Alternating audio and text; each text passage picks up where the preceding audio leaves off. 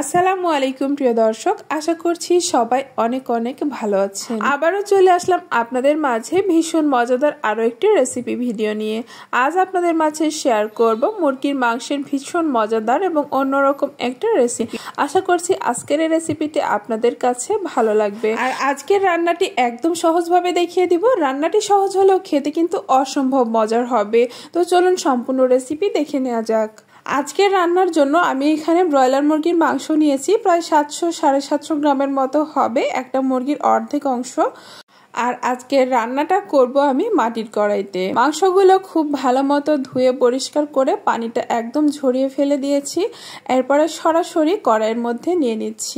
আরও নিয়ে নিচ্ছি কয়েক টুকরো আলু। আমি এখানে ছোট সাইজের আলু ছিলে মাঝখান দিয়ে কেটে এরকম গোল গোল আকারে দিয়ে দিয়েছি। আলু ছাড়া মুরগির মাংস আমাদের বাসার কেউ পছন্দ করে না, তাই বেশিরভাগ সময় আলু ব্যবহার করা হয়। আর এখানে 1 টেবিল চামচের মতো দিয়ে দিলাম আদা ও রসুন বাটা, আর দিয়ে দিচ্ছি বেশ কিছুটা পেঁয়াজ কুচি। মুরগির মাংস কষিয়ে বা হাতে মাখিয়ে যেভাবে রান্না করুন না কেন, পেঁয়াজটা একটু বেশি দিলে খেতে ভালো লাগে। স্বাদ মতো লবণ, 1 চা চামচ করে হলুদের গুঁড়া, মরিচের গুঁড়া, ধনিয়া গুঁড়া এবং জিরা গুঁড়া দিয়ে দিচ্ছি।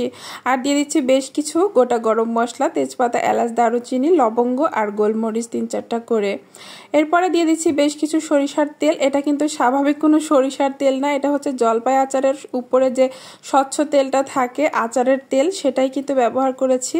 আর এই আচারের তেলটা ব্যবহার করার ফলে মুরগির মাংসটা খেতে অন্যরকম মজাদার হবে। একে তো মাটির কড়াইতে রান্না করছি, এটার জন্য একটা এক্সট্রা স্বাদ আসবে, আর আচারের তেলের কারণে খুব সুন্দর একটা আচারি ফ্লেভার আসবে। তো যারা কখনো এভাবে খাননি, অবশ্যই আচারের তেল দিয়ে একবার রান্না করে খেয়ে দেখবেন। আমার কাছে ভীষণ মজা লেগেছে। তো সব মশলা একত্রে দেওয়ার পর এই তো হাত দিয়ে খুব ভালোভাবে মাখিয়ে নিতে হবে। আজকের রান্নাটি আমি হাতে মাখিয়ে করব। আর হাতে মাখিয়ে যে কোনো রান্না অনেক বেশি মজার হয় কষিয়ে রান্নার তুলনায়। তবে মাংসটা মশলাপাতি দিয়ে খুব সুন্দর করে একদম কষলে কষলে মাখিয়ে নেবেন, যাতে হাতের মাঝেই অর্ধেক রান্না হয়ে যায়।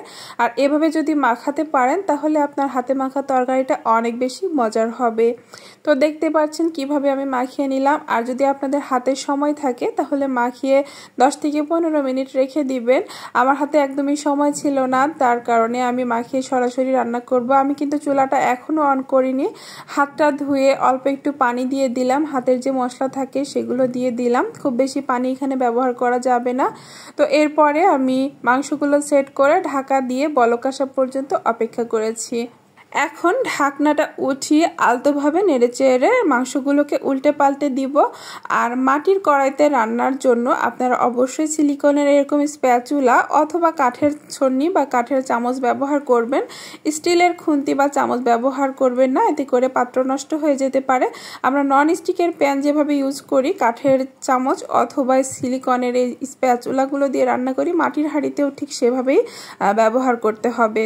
তা না হলে কিন্তু হিতের বিপরীত হয়ে যেতে পারে।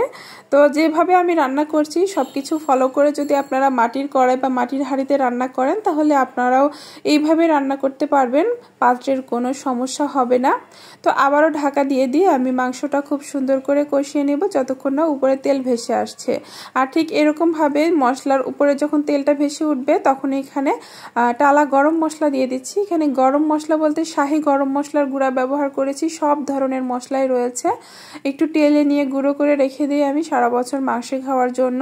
আর এটাই তো 700-750 গ্রাম মাংসের সাথে 1/2 চা চামচের মতো দিয়ে দিয়েছি, যেহেতু এটা মুরগির মাংস। গরুর মাংস হলে একটু বেশি ব্যবহার করা যায়। তো ওই মশলাটা মাংস কষানোর শেষে দিতে হবে। দিয়ে নেড়েচেড়ে দিয়ে আমি এখানে ঝোলের পানিটা দিচ্ছি, যাতে করে সম্পূর্ণ মাংস ভালো মতো সিদ্ধ হয় আর অল্প অল্প ঝোলও থাকে। বেশ কিছুক্ষণ ঢাকা দিয়ে দিয়ে রান্না করার পরে এখানে দিয়ে দিচ্ছি 3-4টা কাঁচামরিচ, এরকম মাঝখান দিয়ে একটু ক্রস করে কেটে দিয়েছি। আর এতে দেখতেও ভালো লাগে আর সুন্দর একটা ঘ্রাণও বের হবে এই পর্যায়ে কাঁচামরিচটা দিলে। আর যতটুকু ঝাল বের হওয়ার সেটাও কিন্তু বের হবে। তো এরপরে আলতোভাবে আবারও নেড়েচেড়ে একটু ঢাকা দিয়ে দিয়ে রান্না করব। মুরগির মাংসে একটু কাঁচামরিচ না দিলে আসলে ভালো লাগে না, তাই আমি গুঁড়ামরিচ এবং কাঁচামরিচ দুটোই ব্যবহার করি। কিছুক্ষণ অল্প আঁচে ঢাকা দিয়ে রান্না করলাম, ঝোলটা কমে এসেছে আর আমি একটু কম ঝোল রেখে আজকের রান্নাটি করছি। আর একদম শেষ পর্যায়ে এখানে ভাজা জিরার গুঁড়া ছড়িয়ে নামিয়ে নিব। তো জিরার গুঁড়াটা দেওয়ার সময় ক্যামেরাটা অফ ছিল, যার কারণে ক্যামেরাতে আসেনি। আপনারা অবশ্যই ভাজা জিরার গুঁড়াটা একটু ছড়িয়ে তারপর নামিয়ে নেবেন। এতে করে খেতে আরও বেশি মজার হবে।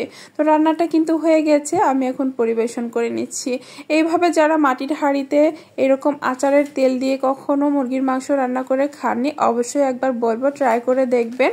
যাদের মুখে রুচি নেই তারাও কিন্তু খুব মজা করে খেয়ে উঠতে পারবেন। আজকের মুরগির মাংসের রেসিপি কেমন লেগেছে সেটা কমেন্টসে জানাতে ভুলবেন না। যদি ভালো লেগে থাকে প্লিজ একটি লাইক দিয়ে দিবেন। আর আমার চ্যানেলটি যদি সাবস্ক্রাইব করা না থাকে প্লিজ সাবস্ক্রাইব করে পাশে থাকার অনুরোধ রইল। ধন্যবাদ সবাইকে। আজকের মতো এখানেই বিদায় নিচ্ছি। আসসালামু আলাইকুম।